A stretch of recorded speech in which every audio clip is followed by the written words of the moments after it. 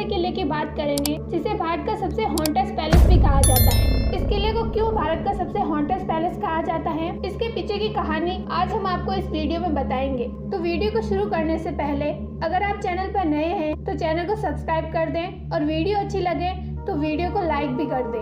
भारत का सबसे हॉन्टेस्ट पैलेस कहा जाने वाले किले का नाम है भानगढ़ का किला।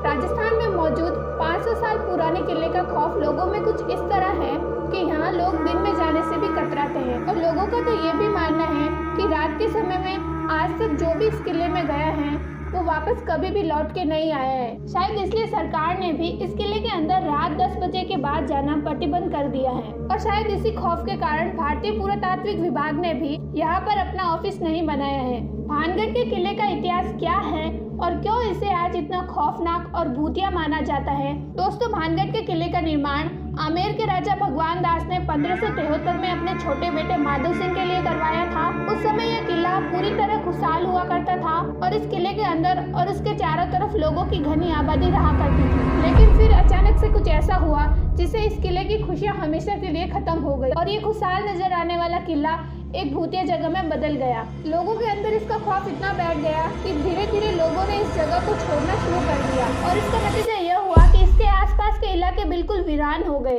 और आज भी सैकड़ों सालों से ये किला वीरान पड़ा है, जो कि देखने में बहुत ही खौफनाक नजर आता है। इस किले के बारे में लोग ये बताते हैं कि इस किले के अंदर लोगों के चीखने चिल्लाने की और रोने की आवाजें आती हैं और बहुत से लोग तो ये भी दावा करते हैं कि इस किले के अंदर रात के समय जाने वाला कभी भी लौटकर वापस नहीं आया है और यही वजह है कि दिन के समय में भी बहुत से कम लोग इस किले के अंदर जाने की हिम्मत करते हैं। ऐसे में सबके मन में ये सवाल तो जरूर आता है कि इस किले के साथ ऐसा क्या हुआ कि यह किला श्रापित और भूतिया माना जाने लगा। असल में इस किले को लेकर सभी लोगों की अलग अलग राय है। इसके पीछे लोग कई कहानियां बताते हैं, लेकिन इन सब कहानियों में एक सबसे प्रसिद्ध कहानी है जिसपे सबसे ज्यादा लोग भरोसा करते हैं और ये कहानी है एक राजकुमारी की। लोगों का मानना है कि जब इस किले का निर्माण कराया गया था तब इस किले के अंदर एक बहुत ही खूबसूरत राजकुमारी रहा करती थी। उस राजकुमारी की उम्र थी 18 वर्ष और उस राजकुमारी की खूबसूरती की चर्चा दूर दूर तक हुआ करती थी। राजकुमारी की सुंदरता की वजह से बहुत से राजकुमार राजकुमारी से शादी करने के प्रस्ताव रखते थे। इसके चलते राजकुमारी रत्नावली के लिए शादी के प्रस्ताव आते रहते थे, लेकिन राजकुमारी ने किसी भी प्रस्ताव को स्वीकार नहीं किया। अब एक बार राजकुमारी अपनी सहेलियों के साथ खरीदारी के लिए बाजार गई और बाजार में इत्र की दुकान पर रुकी। वहां से अपने पसंद का एक इत्र खरीदा। दुकान से कुछ ही दूर पर खड़ा सिंधिया सेवड़ा नामक एक व्यक्ति राजकुमारी को देख रहा था। राजकुमारी रत्नावली की सुंदरता को देखकर वह व्यक्ति मोहित हो गया और उसने अपने मन में सोच लिया कि वो राजकुमारी को हासिल करके रहेगा। सिंधिया सेवड़ा तंत्र मंत्र और काला जादू का जानकार था, इसलिए उसने राजकुमारी की पसंद किए हुए इत्र की बोतल को चुपके से उठा लिया और उस पर अपनी तंत्र विद्या से काला जादू करके उसे उसी जगह पर रख दिया। असल में तांत्रिक अपनी तंत्र विद्या की मदद से राजकुमारी को अपने वश में करना चाहता था और उसकी ये योजना काफी हद तक कामयाबी हुई, क्योंकि राजकुमारी ने ना ही तो उसे इत्र की बोतल उठाते देखा, ना ही उसे चुपके से वापस रखते हुए देखा। इसके बाद राजकुमारी ने उस इत्र की शीशी को उठाया और अपने महल की ओर निकल गई। राजकुमारी आधे रास्ते ही आई थी, तभी उनकी एक सहेली ने उन्हें बताया कि एक अनजान व्यक्ति ने उनकी शीशी पर काला जादू कर दिया है। असल में राजकुमारी की सहेली ने दुकान पर सिंधिया सेवड़ा को इत्र की शीशी पर काला जादू करते हुए देख लिया, परंतु डर के मारे राजकुमारी की सहेली दुकान पर कुछ भी बोल नहीं पाई। जब राजकुमारी को जैसे ही काले जादू की बात पता चली, तब राजकुमारी ने उस इत्र की शीशी को रास्ते पे पड़े एक पत्थर पे दे मारा। पत्थर पर पड़ते ही शीशी टूट गई और इत्र उसी पत्थर पर बिखर गया।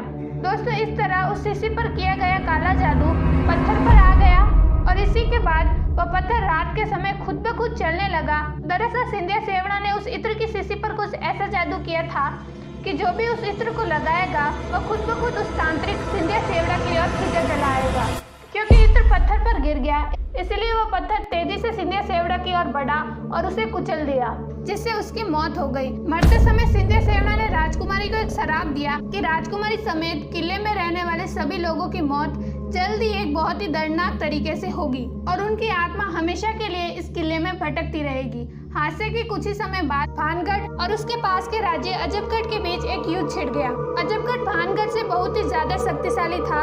इसी के चलते अजबगढ़ के सैनिकों ने किले में मौजूद हर एक पुरुष और महिला, यहाँ तक कि बच्चे को भी मौत के घाट उतार दिया। और यहाँ तक कि राजकुमारी की भी हत्या कर दी गई। दोस्तों, इस खतरनाक कत्लेआम के बाद ये माना जाता है कि उस नरसंहार में मारे गए मासूम लोगों की आत्मा आज भी इस किले के अंदर भटकती है। किले के आसपास रहने वाले लोगों के अंदर एक अजीब सा डर बैठ गया और उस किले की तरफ जाने वाले लोगों के गायब होने की घटना भी अक्सर सुनने को मिलती थी। इन्हीं सब चीजों के चलते किले के आसपास रहने वाले लोगों ने भी अपनी बस्तियां छोड़ना शुरू कर दिया और दूसरी जगह पर रहना शुरू कर दिया। देखते ही देखते आसपास के इलाके पूरी तरह से वीरान हो गए। इसके अलावा दोस्तों, इस किले के पीछे एक और भी कहानी बताई जाती है कि जिस समय यह किला बन रहा था तभी इस जमीन के पास बाबा बालकनाथ नामक एक साधु का आश्रम हुआ करता था। जब यह किला बना और किले के बनने की खबर बाबा बालकनाथ को मिली, तब बाबा बालकनाथ ने राजा भगवान दास के पास एक संदेश भेजा कि इस किले को बनवाते समय इस किले को इतना ना उठाएं कि इस किले की परछाई मेरी कुटिया तक पहुंच जाए। राजा ने बाबा की बात को गंभीरता से नहीं लिया और जब ये किला बनकर तैयार हुआ तब उस किले की परछाई बाबा बालकनाथ की कुटिया तक पहुंच गई। तब इससे क्रोधित होकर बाबा ने गुस्से में आकर राजा को श्राप दिया कि भानगढ़ पूरी तरह से तबाह हो जाएगा। और दोस्तों, बहुत से लोग तो आज भी मानते हैं कि भानगढ़ किले की हालत के पीछे बाबा बालकनाथ के श्राप की ही वजह है। और कुछ लोग तो ये भी मानते हैं कि जब युद्ध हुआ तो भानगढ़ के सिपाही पूरी तरह से हार गए थे, लेकिन राजा का परिवार और दूसरे लोग वहां से अपनी जान बचाकर भागने में कामयाब हो गए, क्योंकि राजा ने किले के अंदर अपना काफी सारा खजाना छुपाया हुआ था। इसलिए दुश्मन से अपने खजाने को बचाने के लिए ये झूठ फैलाया गया कि यह किला पूरी तरह से स्थापित है और अगर कोई व्यक्ति इस किले के अंदर जाता है तो उसकी तुरंत मौत हो जाती है। इस तरह खजाने को बचाने के लिए फैलाए गए झूठ को लोगों ने सच मान लिया और ये किला हॉन्टेड किला बन गया। लेकिन इस किले को हॉन्टेड बनाने के पीछे सरकार का भी बहुत बड़ा हाथ है। दरअसल कानून में भूत प्रेत पिशाच बुरी आत्मा जैसी कोई भी चीज को नहीं माना जाता और आज तक किसी भी कोर्ट ने अपना कोई भी फैसला भूत प्रेत को ध्यान में रखकर नहीं लिया है।